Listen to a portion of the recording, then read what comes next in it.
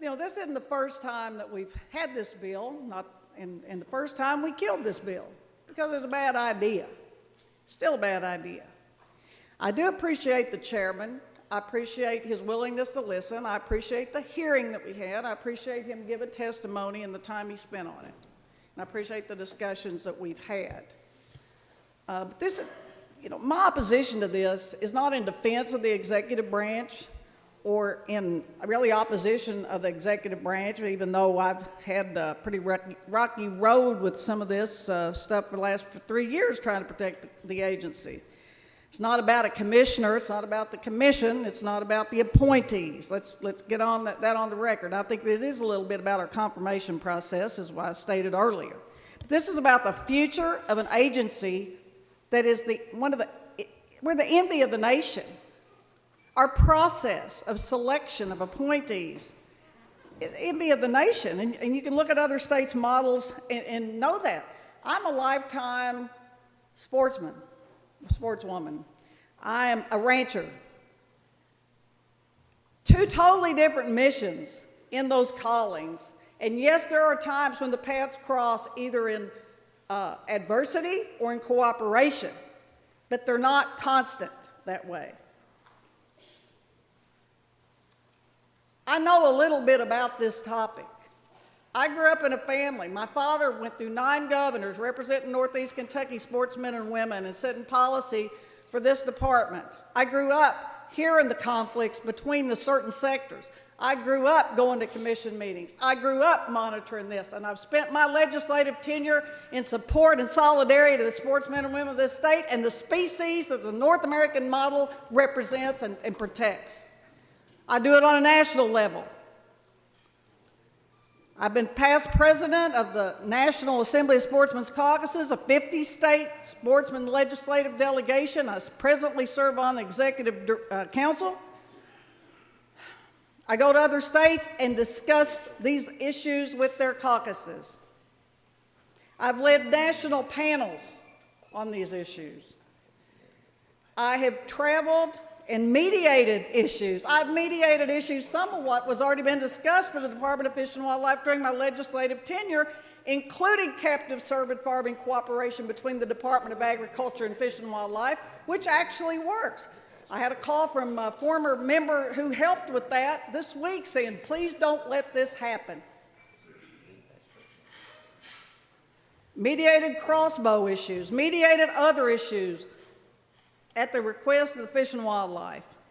I carried those bills that the chairman talked about regarding that property and the funding and the 54,000 acres in southeast Kentucky that we're going to celebrate in April. I grew up not having deer to hunt in northeast Kentucky. I saw my first turkey in his district when I was a kid. And now we've got them. I've got bear on my farm. These are the benefits of this agency following the North American wildlife model, which agriculture does not always do. I'm a proud supporter of Commissioner Shell. Since day one, I supported him. I have no problem with anything about him. But let me just give you some examples. I'm a proud member of Farm Bureau, work with them on ag issues, but I don't want them writing my deer and cervid policy, because there is a component there that says deer, elk, turkey, and bear are pests. That's not management practice. That's where the lines don't cross. These are different missions. Captive cervids, that's deer farming. That's what we mediated and crafted, the state veterinarian and the wildlife working together, and we got a case of CWD now in West Kentucky, and it's been a success. And I'm proud of the work we've done on that and the cooperation therein, and I think that can continue. So how did we get here? Why are we here talking about this when we would be the only state in the nation to do this and probably be the laughingstock of the nation and set us back 30 or 40 years in policy with fish and wildlife species and management? How did we get here? Some of it's been talked about. It's not been, it's not been pleasant. dealing with some of this stuff through the past years, and I've walked out of this place with everybody mad at me, and that's okay, because I'm going to continue to do what's right for the Fish and Wildlife Department and the species that don't have a lobbyist here. Or, we talk about making money. That is a secondary benefit of management. Fish and wildlife's not about making money or economic development. It's about preservation and opportunity for our cultural heritage and sportsmen and women and the proliferation and management of those species. It kind of grates on me a little bit. Making money is a well-managed secondary benefit. Now, there's enough blame to go around. We can take some of it here for the situation that we're in. Executive branch, they can take a lot of it too. But this is not the way to solve it.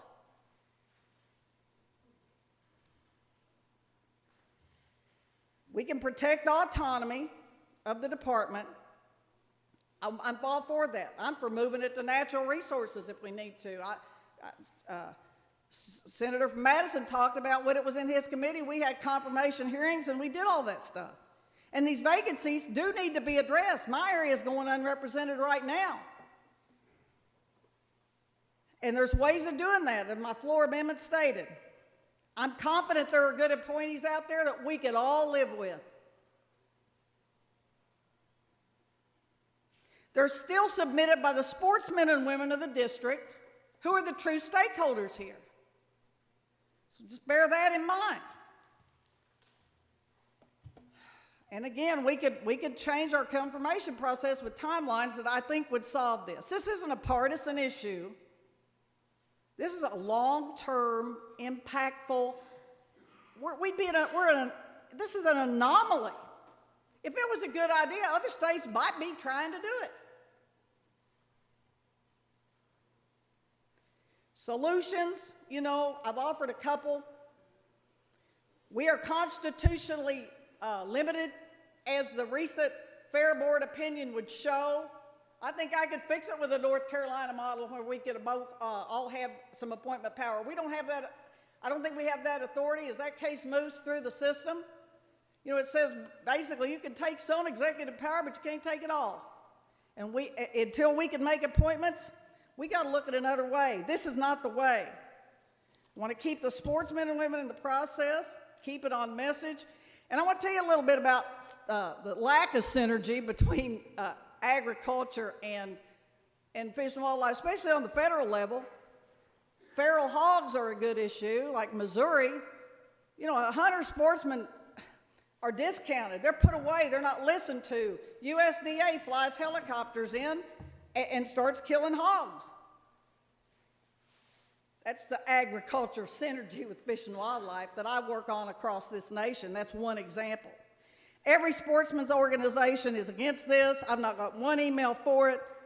The Congressional Sportsmen's Foundation, our national legislative caucuses, including the collegiate caucuses, the governor's caucuses, which our governor's not a member, but we are all operating under one umbrella. The National Sportsmen's Alliance, the Rocky Mountain Elk Foundation, Delta Waterfowl, Field and Stream wrote an article about it. Kentucky Backroads Hunters and Anglers, Bass, Boone and Crockett, Quail Forever, Pheasant Forever, American Sports Fishing Association, Safari Club International, League of Kentucky Sportsmen, and the National Wild Turkey Federation have all come out strongly against these bills, and I stand in the solidarity with the sportsmen and women and the species that don't have a lobbyist here to represent. I'm against this measure.